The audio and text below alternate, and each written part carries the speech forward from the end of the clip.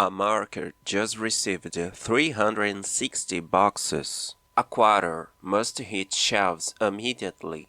Out of the remaining boxes now, 80 go straight to the branch. How many stay in main storage? If you do rushed math here, you might think it is 270, or maybe you landed on 200, but both of those are wrong. Let us do the real math. Start with the total 360 boxes. First, find 25% of that. That means dividing 360 by 4. This gives us exactly 90 boxes. Now subtract 90 from the total.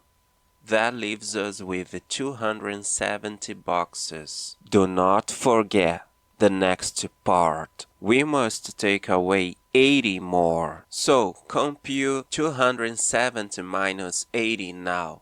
That leaves us exactly 190 boxes left. Look at option C very carefully. The answer is indeed 190 boxes. Let us check why others failed. Option A completely forgets the branch.